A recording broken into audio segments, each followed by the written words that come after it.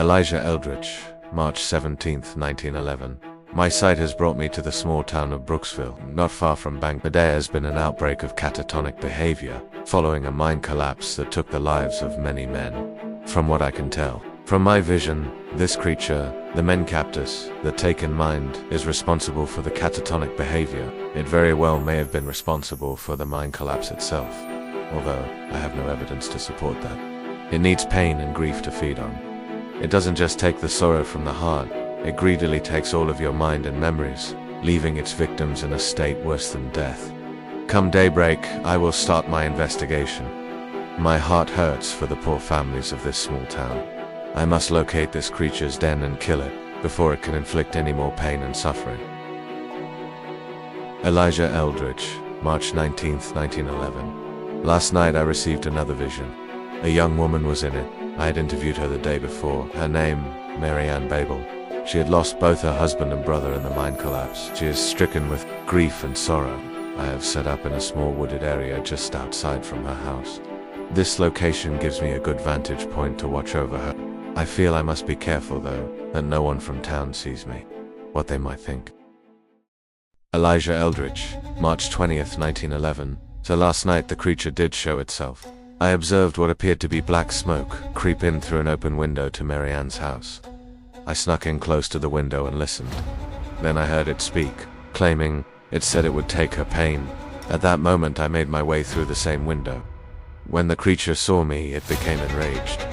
It charged me with its clawed hands and tusk like a boar. I dodged its first attack but stumbled over a stool and fell flat on my back. By pure dumb luck, I had a bag of ground silver powder in my pouch from my last hunt of a gin. As the creature lunged, trying to gore me with its tusk, I ripped the bag of silver dust from my hip and flung it at the creature's face. As soon as the purity of the silver hit the monster, its skin smoked and boiled. Snot ran from its nose. It was disgusting, but effective. The creature bolted straight through the door, splintering it into mere pieces. I grabbed my machete and followed it, but it was gone, vanished into the night. Elijah Eldritch, March 22nd, 1911. I have located the beast's den through the sight in reasonable deduction. I have taken 2 syringes and filled them with liquid silver. From the reaction, the beast had to just skin contact. I am hopeful an injection will kill it from within. My plan is to wound it badly enough that I can inject the serum into a vein. This plan seems a bit foolish, even for me. Hopefully, this will not be my last entry. Elijah Eldritch, March 23, 1911. I am pleased to be making this entry today, as I nearly lost my life last night. I made my way into the creature's den. I caught it by surprise. I emptied all of my ammo from my pistol into the beast. I will say this to any generations to come: before you have his lead bullets, don't bother. It did nothing other than anger it. It charged me and slashed my ribs open. I managed to climb on top of the monster's back with one arm around its neck. With my other arm I plunged the syringe in and emptied it. I must have been nowhere near the vein though. Its skin boiled and bubbled around it, enraging the beast even more. It tossed me from its back and I crashed into a rock wall. It wasted no time to charge me again. This time I swung my machete with all my might, lobbing the creature's head. From its body I took not a breath, claiming no victory yet.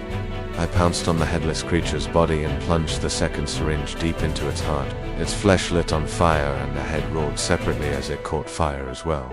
I watched the creature burn until the flames had come to a mere smolder and there was no flesh left on the bones. The bones then turned to a black dust and collapsed. Into the rock-covered ground. It was then I noticed a yellow, golden glow coming from just around the corner. Despite my injuries, I hobbled over. Unexpectedly, I found wooden shelves full of glass jars with golden orbs shining bright from within. I wondered, could this be the victims? I thought about it for only a moment before I grabbed a jar from the shelf, and I cracked the lid to the jar and lifted it. The golden orb shot out and flew around my head before fleeing the cave. I thought about it for a moment, then opened the rest of the jars one by one. It was truly a sight to see. It was my belief that they would return to its rightful owner. To my delight, when I arrived back in town, I found that was indeed the case. Everyone that the beast had taken had regained themselves. I may have been born into this life, not by choice, but today I am glad that this is my destiny, my lineage, my life. I only wish all of my encounters could end so well.